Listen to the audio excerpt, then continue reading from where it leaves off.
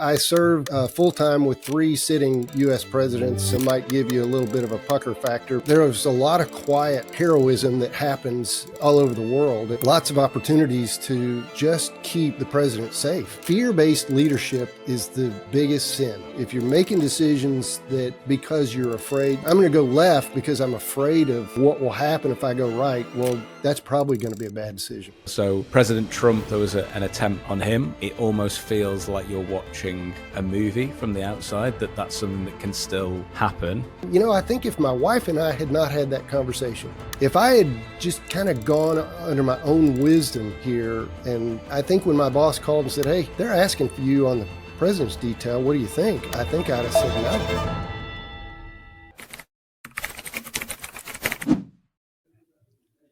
Kenneth Valentine, thanks for being here. Yes, sir. Proud to be on your show. Yeah, I'm really, really excited for this. And loads to talk about. We always start our podcast off the same way. So who are you and what problem do you solve? Who am I? And you want a truthful answer, I assume. The most truthful. Who am I? Yeah. Well, my name is Ken Valentine, and I'm an American citizen and a retired Secret Service agent.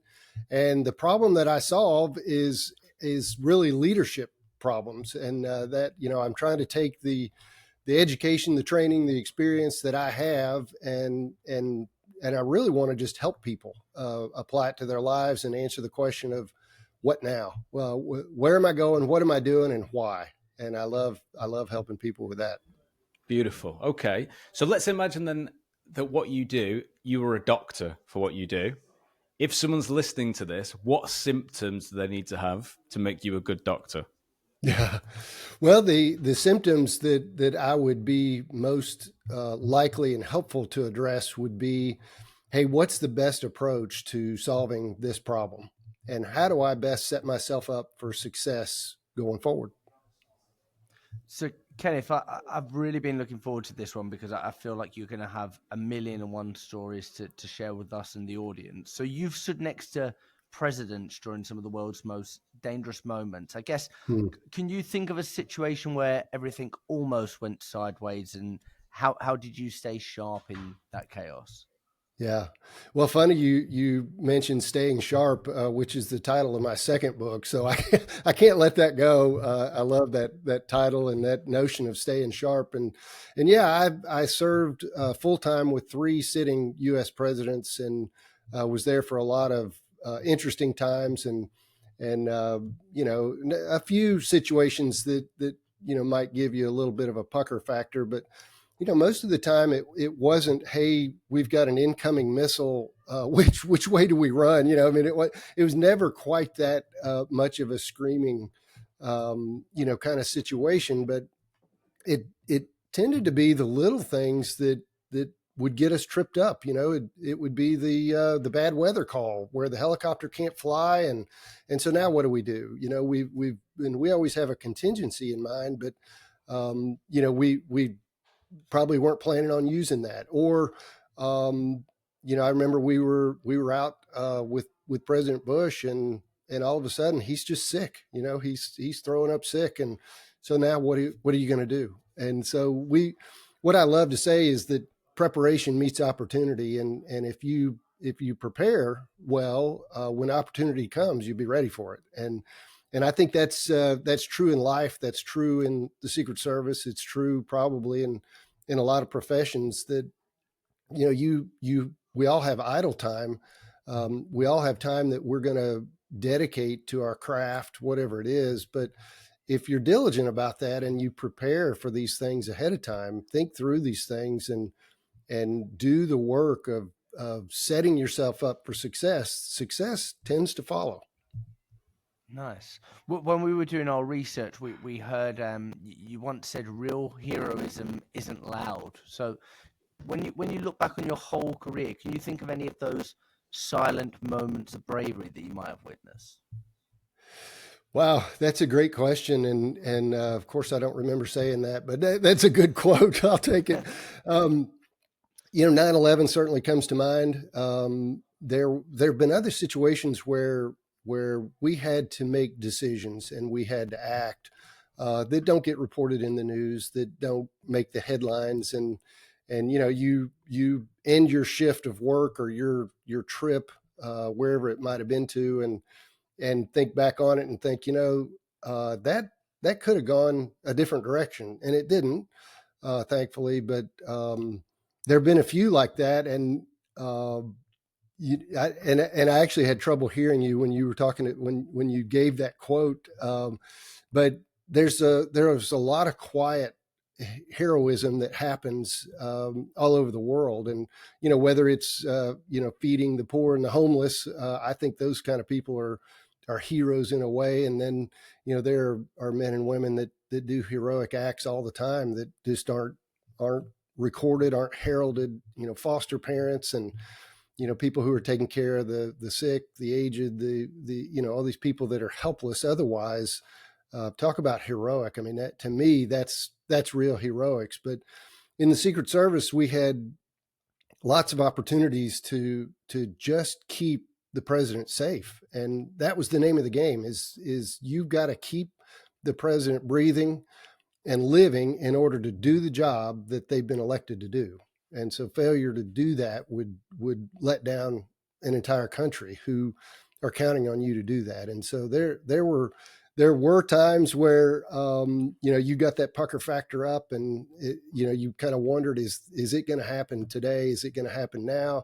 And we would make decisions that would take us down a path that led to us not having to engage an enemy, or not having to endure some kind of hardship that we didn't want to endure. Because trust me, we would much rather not fight than fight. We would much rather live to fight another day and not today. So if we can avoid that, if we can divert from that kind of action, then we'll do it every time. Kenneth, is the Secret Service something that you got into your career thinking, okay, these are the steps to get me there? Or is it something where you're kind of plucked from obscurity a little bit, and they, someone saw something in you and selected you and kind of guided you down that route? How do you end up there? Yeah, well, that is a unique answer for everyone, I think, who's gone into that kind of service. And for me, it was a little bit of maybe both of what you described. I think I had a family history of service in law enforcement, and so my dad and my uncle were FBI agents, so I had that in my bloodstream. But the Kennedy assassination and the books and all the things out there that I read and saw had an impact on me. And then the Reagan assassination attempt had a big impact on me. I was in junior high school, and we got on the bus the day of the Reagan assassination attempt, and our bus driver played the live radio broadcast of what was happening for us, and told us what had happened. And somebody on the bus cheered, and I just remember that, thinking, how do you cheer for, someone being shot? And it kind of fired me up on the inside to say that shouldn't happen. And so I followed that, the Reagan thing very closely. He went to the hospital. He had surgery. His fever spiked. I mean, he almost didn't make it. And I think as I grew and matured, my dad really pushed me away from the FBI. I mean, he was trying to push me away from law enforcement as a career. I remember at one point he said, "Well, I don't want you to do what I did. I want you to go be a success," And so that was fatherly advice, trying to push me in a different direction. But it just didn't leave my system. And when I was of age and still pursuing this stuff, I think he got behind that effort at some point. But he had worked with some Secret Service agents and really liked the culture there. There's a big difference in Secret Service culture and other federal law enforcement agencies. And so he pushed me toward people that he liked. And I think that was a good push. That was pretty wise. Nice. And then that's probably a nice natural thing to get your opinion on now. So President Trump, there was an attempt on him, which is quite shocking, I think, for the rest of probably for you as well in America, but it almost feels like you're watching a movie from the outside, that's something that can still happen. So I imagine you're kind of nothing to do with that world anymore, but looking at that from the outside, what do you think went wrong in a way that's still something that's possible in the modern world? Yeah, I tell you, really made me angry because that, there's nothing else you can say about that except that's an utter failure. They managed to keep him alive, but it really wasn't their effort that kept him alive so much as a little wind or an unlucky shot by the guy. I mean, all the preparation failed that day, and so I remember the day very well because I was in my mother's hospital room. She was about to have open heart surgery, and when I started getting messages on my phone, text messages saying, "Did you see that? Did you see that?" I really didn't believe that it was real, and so I've been criticized because I've said publicly my next thing was to take the TV away from the other person in the hospital room and turn it to a news channel and see if that's what they're reporting, because I just didn't trust the internet at that point for some reason. And I know that's almost counterintuitive because that's where most people get their information now, but I'm still kind of old school. And I was like, if it's not on a major news thing, I'm just not sure if I trust that still. And so I turned it to a news station. Sure enough, that's what, it was real. There was video. I assumed that it was a handgun from someone in the crowd, and that they, somehow someone with a handgun had slipped through the crowd and got a close-up shot. I mean, not in my wildest dreams did I imagine that, a long-range shooter had gotten a shot off at the former president. And so I've been very critical of the Secret Service, of my former friend, the director that wanted to assign blame possibly to anyone except the Secret Service. But in my opinion, when you've been given the mission and the privilege and the responsibility for keeping someone safe, and they leave the stage bleeding from a gunshot wound, and you failed. I mean, that's bedrock fact and truth right there, that you failed in that mission to keep them safe, because now they're bleeding from a gunshot wound that should have never happened. And, my goodness, I've been very public and vocal about this. I can come up with about 7 ways to have prevented that, that any Secret Service agent who's being diligent and following the protocol would have come up with, that would have, could have, should have prevented that. And we should never have seen that. I think this would be fascinating for the listeners, so just to see how your mind works. So how would, if you were there when that happened, or pre that, how would you have prevented the assassination on Donald Trump? Yeah. Well, they're like I said, I came up with about 7 ways that I think we could have done it. And I do want to be clear that the team that was with Trump, the traveling shift, we call them the shift that was with President Trump, they did a phenomenal job reacting. But our job once bullets are flying is to cover and evacuate. And they did a great job. They did a great job of covering, especially. The evacuation was hampered because the stage was built with an approved handrail going downstairs. Well, it's only wide enough for one person. So, they're trying to leave the stage, and they come up upon this, approved thing, OSHA standards approved thing. And it's like, no, that should have been out of there. They should have had a nice wide stairwell to go down to get to the ground. And so you saw people jumping off the stage because there wasn't room for everyone to go down the stairs. They had to go one at a time. So that was a bit of a mess, but lesson learned, hopefully.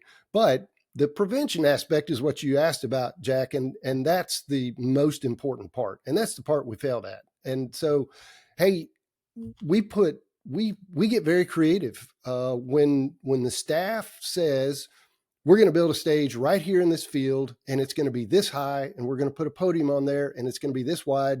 Well, then we start finding ways to prevent a shooter from being able to take a shot at that. And so you can have things that are close up that would help prevent that shot from being taken, and then things far away. But in between, you've got a perimeter. And inside that perimeter, everyone has got to be clean. Everyone's got to go through a magnetometer. Everyone's got to be thoroughly, vetted from being able to bring in weapons. And it seemed to me like there wasn't much of a perimeter established there. Still not sure if he was inside or outside whatever perimeter they seemed to have established. But I can tell you my initial assessment was, since we had Secret Service counter sniper officers on rooftops, that they had done a full advance, that they had a robust perimeter and then a buffer outside that perimeter that no one was allowed to get in, and that they're looking way beyond the building where the shooter actually got the shots off, because that should have been out of play. There should have been allowed no access to that area. That should have been a kind of like a no-fly zone, no pedestrians in there, no people in there. It should have all been law enforcement. In addition to a robust perimeter, an enforced perimeter, and a buffer zone, look, there are plenty of events where we had long-range threats that we could not adequately neutralize without bringing in 50 sniper teams, and we don't have 50 sniper teams. So what do? You get very creative. We'll park a school bus on that side. We'll put boxes on top of that. We'll put an American flag, a big, some kind of political flag up there. Move the stands and put people there as barriers, because what you're trying to do is not just stop someone from shooting, but we really want to stop someone from getting a targeted shot off. And this kid was able to crawl onto a rooftop within an easy shot from our protectee, unbothered at all. Nobody even approached him, confronted him, searched him, nothing. And then he was able to get a targeted shot off. He did his very best. No doubt he had some kind of scope on that rifle, and he was aiming at Trump's head. President turned his head at just the right moment and escaped serious injury or death. But he was able to target that shot, and that should never, ever happen. And what he should have been looking at was the back of a box truck container or a flag, so that maybe you can get off shots, but they're not targeted. You spray and pray, and we can deal with you then, but not a targeted shot. And that's what he got, and it's really unacceptable. I find it so fascinating to listen to, Kenneth. So it got me thinking, in 2025, a lot of people are outsourcing their thinking to AI. So what I heard you thinking about there was like critical thinking and thinking outside of the box. So when you were part of the Secret Service, how did you apply critical thinking on a daily basis to kind of come up with these ideas? Well, critical thinking is critical, right? It is so integral and important to what we do. And, the Secret Service, just like any other, I think, business organization or a company, there's a ratcheting up kind of system. And so you start at the very bottom, tagging along with senior agents, learning your craft, seeing things you've never seen before, and then having to make decisions about things that you've never even thought of before. And you go through a training academy that tries to get you thinking along those lines, but you can't read in a book how to protect the president at every venue. It doesn't work that way. They're every single one of them is different. And so that critical thinking comes with experience. I think the requirement is there. The scenarios are going to change, but once you've developed the ability to think, well, here's my goal, how do I accomplish that in this environment? I'll never forget the first time I heard someone use the term environmental manipulations. And that's what we're doing. We're changing the environment to take away the advantage from the bad guys and give it to us. And that critical thinking is developed, I think. We've all got the muscle in our system, but it gets developed over time and experience. And so I was saying, you start with kind of the basics of an advance. And if the president's going to London, we send an advance team. And if you get included in that advance team because you've risen to that level, even then you're going to start with the simplest advance, the simplest part of that advance that we have, and build your way up to being the advance agent in charge of that advance team. And that agent should have a lot of tools in their toolbox, from critical thought processes, and really should be on their game as far as what no curveball should be. Raise eyebrows at that point, because you've been through enough to know that we can get this done. We just have to be creative about it. We have to do the environmental manipulations. We need to get people on board with what we're thinking, and make the changes necessary so that the story at the end of the day is not about a shooter getting a shot off at the president, but it's about, what these two countries are trying to do together, or what the president wanted to do. We always wanted the story to be about the president and not about us. And so we were always trying to set it up to where it just looked like it was easy. So I've done a lot of traveling around the US, and I'm always quite struck by the different states almost feel like different countries, right? So California feels very different than Texas. It feels like you're in a totally different country, which obviously for me, living on a little island in Europe, it can be quite strange. And what I'm struck by is having a president, so a leader of the entire country, almost feels like an impossible job to really kind of unite all those different states together. So what have you learned about what can be implemented to become a leader of all those different states, even when they've got kind of opposing ideas or there's kind of friction points? Yeah. Well, I think you're right. I mean, you really hit the nail on the head, and even going back to, our country's founding, I think as much as we would love to have 100% agreement on things, you're just never going to have that. And so I think they've used that as a tool for good in some ways. I mean, you try to get a law passed through the U.S. Congress, it's nearly impossible. And it was designed to be nearly impossible, because you brought in people from vastly different parts of the country. Even within a state, you might represent a more agricultural group of people versus an urban group of people in a city. And so, yeah, you have competing interests, you have different goals. I worked on Capitol Hill as a fellowship kind of thing. And man, I was blown away at how complex all of that really is. And so my assumption going in was that this is like chess, this is a chess match. And I walked away saying, this is a chess match in 3D. I mean, because they're thinking about things that most people just don't think about. They're having to think 3 degrees deep on what they're doing on the surface. And so, you asked about how do you maybe garner that consensus? How do you, take into account such diversity of thought and all of that? And my answer to that is that I think in a micro way, we do the same thing. I have 5 kids. I'm trying to lead a family that includes my partner, best friend, my wife. And then these 5 kids are all so different. And what we have decided, and what I kind of gained even from the Secret Service, is that direction beats perfection. And so that's what I said in my first book. I believe that with all my heart. In fact, I kind of need that to be true, because I am not perfect, and nothing that I've ever done was perfect. I said one time, people got on to me a little bit. I said, even the best Secret Service advance is not perfect.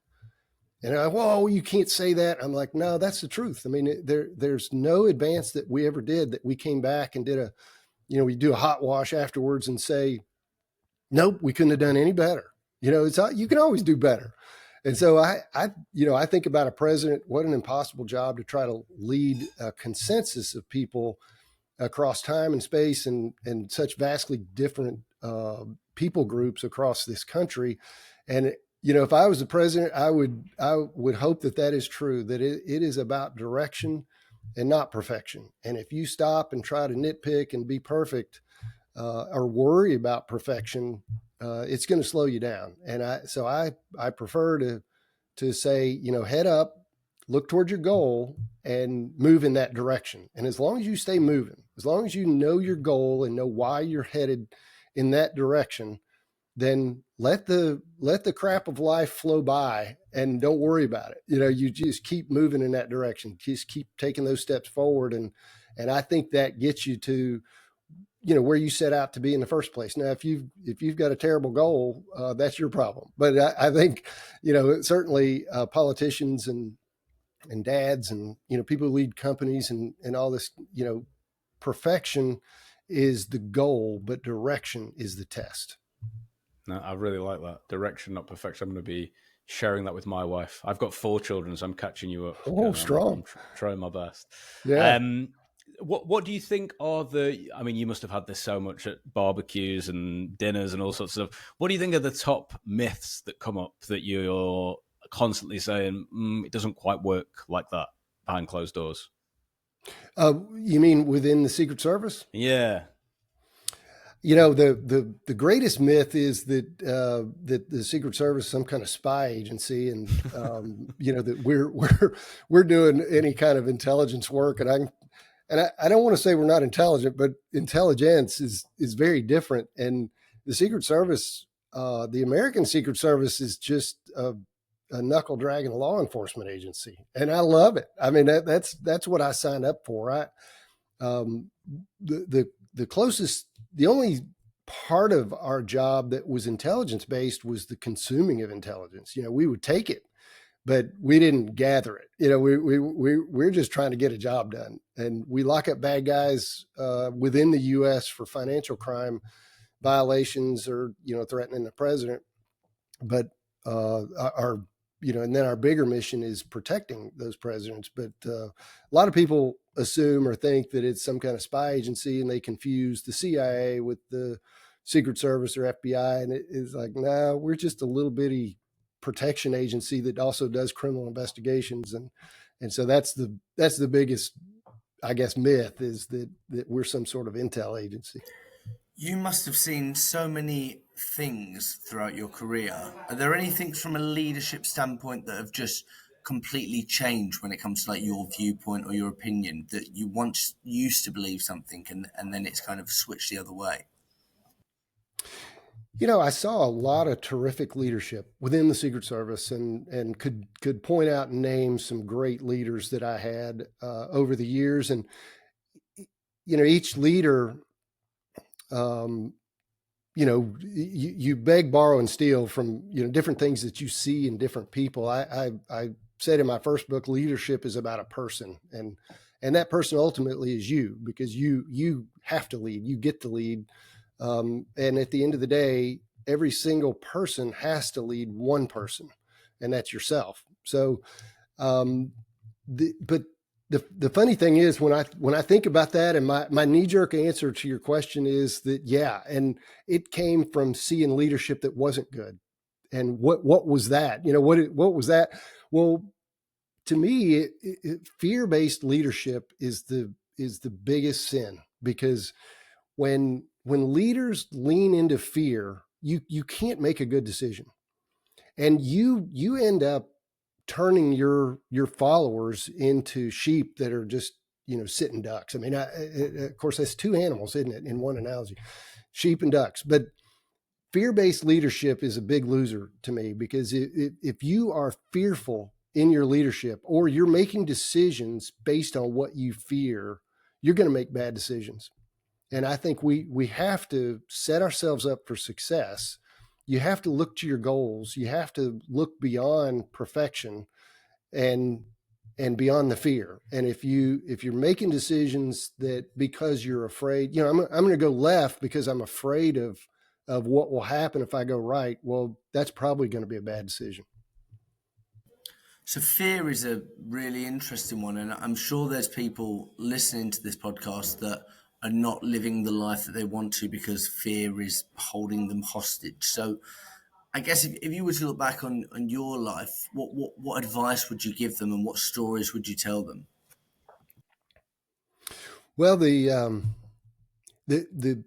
crux, the nucleus of my first book was, and that first book was called Cheating Death, because and it ended up being a kind of a bigger thing, but the nucleus was about a decision that I was about to make that my wife steered me clear of. And that was, and I'll sort of paint the picture for you.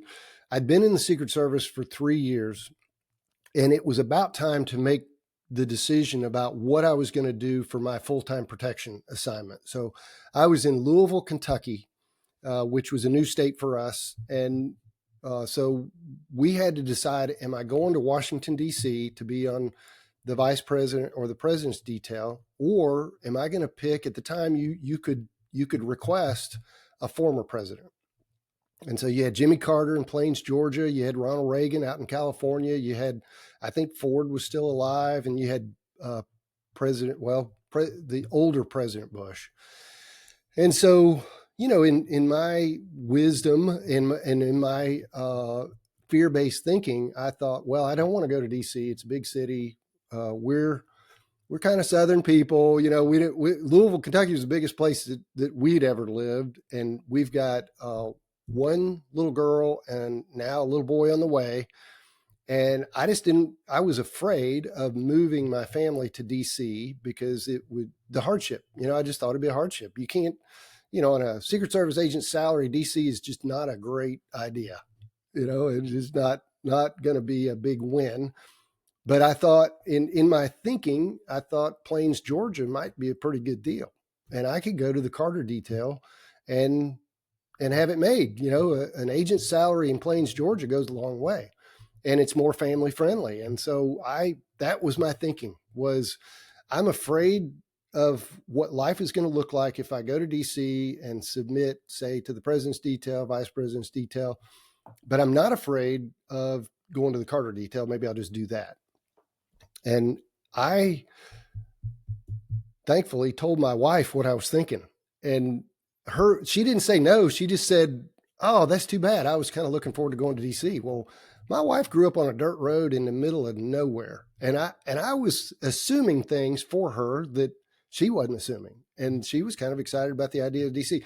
So I mean, and I don't know where your listeners are coming from, but I submitted that to prayer. I mean, I started praying about this because I was like, you know what? This is above me. I can't make a good decision about this. I'm thinking I want to be the family guy and do right by the family. And I'm being pushed this way. And I remember I actually had a conversation with the head of the president's detail while I was, thinking and praying about this. And so, providential or not, I end up in Seattle on the midnight shift for President Clinton. And I was not on his detail. I was there as a support entity, kind of learning my craft. And midnight shift, I'm in the little command post room, and it's early in the morning. It's like 5:30 in the morning or something. And President Clinton usually stayed out late and didn't get up early. But the head of Clinton's detail, a man named Don Flynn, came walking into the command post, and it's pretty quiet in there, but not anymore, because he was already up and dressed, and always immaculately dressed and chipper. And he takes a seat right next to me and gets up in my grill and says, "What is your name and where are you from?" And we started talking, and it turns out we'd both lived in Indiana and played basketball and had a few people in common, actually. And so we talked through that a little bit. Excuse me. And then at one point he said, "How long you been on the job? And, what are you thinking?" And I told him, I said, I'm thinking Carter detail. And he said, why would you think that? And I said, well, family, all this kind of stuff. He said, absolutely not. He said, you need to go to the president's detail. You need to come work for me. And do you have a business card? And I had one. I had one, and I gave it to him. And the next thing I know, he's calling my boss saying, I need him. And, I think if my wife and I had not had that conversation, if I had just kind of gone under my own wisdom here, and I think when my boss called and said, "Hey, they're asking for you on the president's detail. What do you think?" I think I'd have said no. And thankfully, the conversation with the wife led to us praying about this together, being open to that possibility, took the fear out of it. And so now I'm not dictating or directing this thing. I'm just open. So I'm open to possibilities. I'm not going to manipulate the process, but whatever, your will be done, God. I mean, I feel like I was kind of in that position, and here I'm being asked for in the president's detail. We submitted to that. And, so that's my short-winded story for that. But I was filled with fear on the front end. I don't mind admitting that and confessing that. But kind of the process of collaborating with the wife and us, prayerfully collaborating, changed that from fear to no fear, open, and it worked out really well. In fact, it worked out so well, I ended up going back to DC a total of 3 times. And so you move in, you move out, you move in, you move out. And so 3 times we went back to DC. 3rd time was a charm. We don't need to go back again, but no fear, just take the fear out of it. It feels like, I mean, we've known you less than an hour, Ken, but there's something in the different stories and different phases of your life where that thing around not needing things to be kind of neat and tidy and perfect. And actually there's some growth in those moments if you're open to finding what the lesson is and what you're trying to be told. It feels like that's been kind of a theme in your life. Do you think that's fair? That's exactly right. I think that is the truth. And I think, so many times I think we think we know the best way. And if we try to manhandle that and manipulate that and dictate that, I think a lot of times things work out pretty well, but you might miss out on something that's even greater. And so and I was talking with a buddy this morning, even hardship, you go through a period of great difficulty, whatever it might be. I think, the perspective that I have now says, don't fear that and don't shun it. Don't try to get around it. Go through it because it makes you stronger. It gives you different perspective. My wife went through breast cancer, and I'm not saying we did it perfectly. We made mistakes along the way, but we came out the other end of that experience, and she's fine, but better for it, stronger, and greater perspective to help someone else who might be going through that. And it's now a part of the fabric of our lives, and it's what makes us who we are. And that's all good. I think it's good direction. Yeah. I love that. I want to make sure I got this right in my research. So let's make sure I have. So you went from protecting presidents, and then you moved into survivors of trafficking and missing children. Is that have I got that right, or have my research wrong? Yeah. So how did that pivot happen? What was happening there?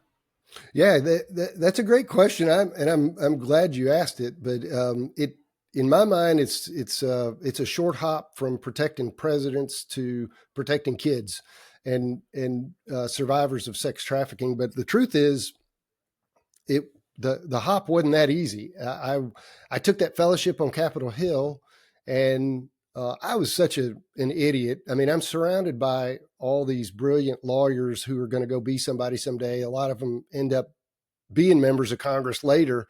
And I'm just the knuckle dragging idiot that showed up there as a Secret Service agent trying to figure things out. And long story short, I ended up meeting a guy who's pretty famous in the U.S. because his daughter had been abducted, and she was gone for 9 months. Everyone who knew or thought they knew assumed that she was dead, that they might not ever find her body. And this guy stayed in the fight. His name's Ed Smart. His daughter was Elizabeth Smart, and she was recovered 9 months later. She's okay. She'd been raped, every day for 9 months probably, and very traumatic experience, but she got the help that she needed after being recovered, and the family was restored. But Ed wanted to talk to somebody, and the senator that I was working for, Senator Hatch, was his senator from the state of Utah. So he's in Senator Hatch's office. It's recess. I'm the only one there because I don't know that we're supposed to take our holiday while Senate's in recess. So I'm there. I'm the only one there. And so providential maybe again, but we start talking about laws in the U.S. regarding sex offenders, and we were kind of coming at it from that vantage point, but with the guise of helping kids. Really, I mean, if we can lock up all the sex offenders, keep them away from kids, now we've helped kids. And so in the process of trying to rewrite those laws and enact that legislation, we worked with the National Center for Missing and Exploited Children, and the engagement with them was tremendous, because these people were like the Secret Service of, kid protection. They are all about the mission, the mindset. They're like low paid workers who have the greatest mission in the world. That's what they believe, and they go after it with their whole heart. So it was easy to work with them. I just found them very engaging and very good at what they do. And so together we wrote the Adam Walsh Child Protection Safety Act, named it after John Walsh, who had a show for many, many years called America's Most Wanted. And his son, Adam, had been abducted and murdered in Florida. And they really started the National Center for Missing and Exploited Children out of the trunk of their car, because there was no one to help. There was nobody they could turn to say, hey, my kid's missing, can you help? Other than law enforcement. And law enforcement at that time was really not that helpful. Shameful to say, but their hands were tied a little bit, because they needed, before they could determine a kid that was missing, the time had to pass so they could say it's not a runaway and all this kind of stuff. So we changed all that and wrote laws that affected not only sex offenders, but states trying to up the game in terms of their looking after them, their reporting that they had to do with the state. And if they didn't want to abide by the state's rules, then we required the states to make it a felony not to, so that they couldn't just run from state to state with impunity, because the states wouldn't extradite on a misdemeanor. And in most states, it was a misdemeanor to not comply with your parole as a sex offender. So we tried to change that. I think as I transitioned out of the Secret Service, John Walsh never forgot, I think, the effort to put that bill together and to get it signed into law. And so he nominated me to be on the board of directors at the National Center for Missing and Exploited Children. And so that engagement was good. We moved to Alabama, which is pretty far away from Washington, D.C. And so I kind of still had my nexus to D.C. through the board, at the National Center. And I wanted something more close to home. And so I got involved in a group called the Well House. And they're on the, kind of boots on the ground. The National Center is a clearinghouse for information. They take in information, tips, millions of tips a year about sex offenders, about kids being exploited, kids missing, kids found. But the Well House is a local effort to restore women and girls who've been recovered from sex trafficking. And so I feel like I have my local outlet and my national outlet for still doing that job of protecting, because that's now part of my DNA is to protect. And so I enjoy both of those endeavors to try to help protect. It's incredibly impressive, Kenneth. It feels like you've lived a million lifetimes in one, and there's probably like loads left to do. What you do a few of these things, so I guess what's the one question that people never ask you? That question. I thought you might say that. Yeah, no. I think going forward, we're going to have to decide what we want. Of course, I'm naturally thinking about, now that I've been talking about it for a minute, but the whole sex offenders and all this stuff, it has done nothing but get worse. So it's frustrating for me to see it get worse. I think COVID with the shutdown doubled the number of reports that the National Center was receiving about exploited children. And so I think sex offenders were having a heyday. They've got kids stuck at home who are on their computers because the schools required it, but they're wandering. into areas unknown. Their parents are busy working from home on their computers all day long. And kids, kids are curious. Kids are finding ways to communicate, to connect. These sex offenders can reach kids through gaming portals and things like that. And next thing you know, this kid who's been playing this game with someone they think is 15 years old, turns out it's a girl, and they send a picture and it turns out it's a really cute girl who says, send me a picture of yourself and I'll send you one of me. And it's not a girl. It's not a cute girl for sure. It's a 38-year-old scumbag sitting in their mom's basement who's a sex predator. And they're getting kids to send them photos that they shouldn't be sending. And once they do that, they scam them out of money. They're causing suicides. And look, this is not getting any better. And so I would appeal to people everywhere to say, hey, we've got to wake up to this, because this is happening in your neighborhood. It's happening in your school district. It's happening to people that you know. I guarantee you it's happening to people you know who have kids, because it's an epidemic. And if we don't rally and get back in front of this thing, kids are just being impacted to the nth degree, and we're already behind. It's going to be hard to get back in front of that. Thank you so much, Kenneth. If people want to follow up and follow you on your mission and get in contact and do all those wonderful things, where can people find you? Yeah, I'm at KennethValentine.com, and you can internet search finds me pretty easily, but there's a couple of books out there that I've written, but that website's kind of got most everything that they need to know about me. If they want to know any more, I'll be glad to connect. Amazing. And I'm on social media too. I'm on LinkedIn and I don't know. My kids could tell you Facebook and Instagram. So I'm out there. Easy to find. All the links in the description of the episode. But thanks so much, Kenneth. That was incredible. Oh, enjoyed talking with you guys. Appreciate you having me on your show.